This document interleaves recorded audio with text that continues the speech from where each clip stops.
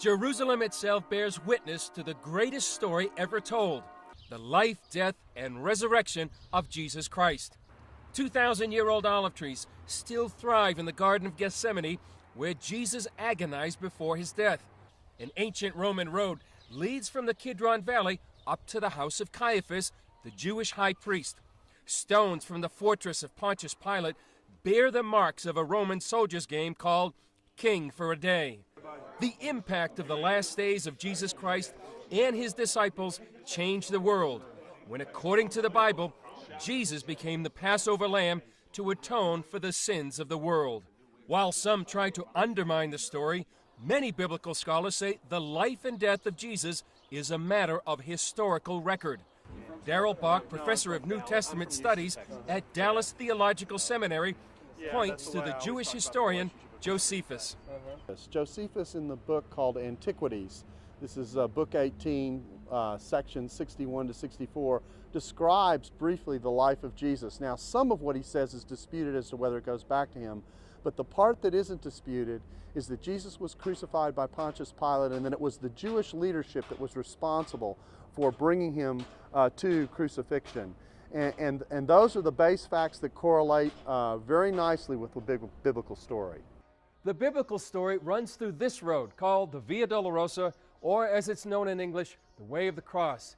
It marks the path where Pontius Pilate sent Jesus to be crucified at Golgotha, the site of the crucifixion. But in addition to Pontius Pilate, there's archaeological evidence of other people involved in the passion of Jesus, like Simon of Cyrene, who carried the cross of Jesus. Claire Fawn is an expert in early Christianity.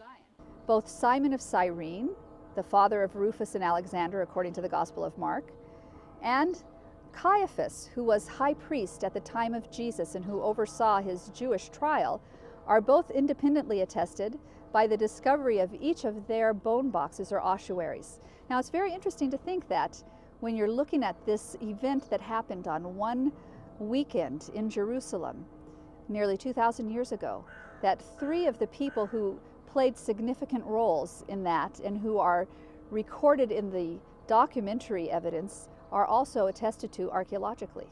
Beyond archaeology, Father Jerry Murphy O'Connor, who studied the Apostle Paul and the early apostles, believes those closest to Jesus, most who died for the faith, would not have given their lives for a lie. We can rest our faith on the resurrection of Jesus because that was the belief of his disciples, the ones who knew him, the ones who traveled with him, the one who were the witnesses of the appearances.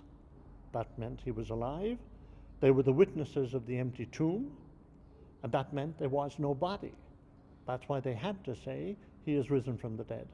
I think we also cannot set aside the fact that Paul understands this to be a physical resurrection.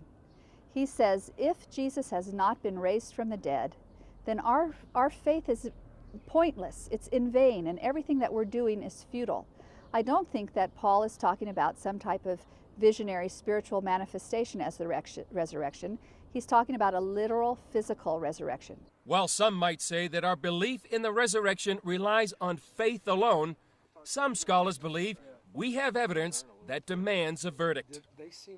We hear the same thing even from the pagan sources about the story that accompanies Christianity. And what we find today is that these are all being questioned again. But it's great to have things like the ossuary of Caiaphas and of Simon of Cyrene to bear witness to the fact that these stories are not just fabrications, but they really are based upon historical truth. Ken Trestrail, a guide at Jerusalem's Garden Tomb, says the greatest benefit of the resurrection is what Jesus does for every man's soul. The moment in time we do business with him, he takes us in his arms. His blood will deal with our sin problem, and he lifts us out of time and plants our feet with his in the heavenlies. Now here's good news in a day of bad news. 2,000 years ago, death couldn't hold Jesus. And 2,000 years on, death won't hold those of us who die in Christ Jesus. But perhaps the greatest proof of the resurrection of Jesus Christ lies beyond the old city walls of Jerusalem.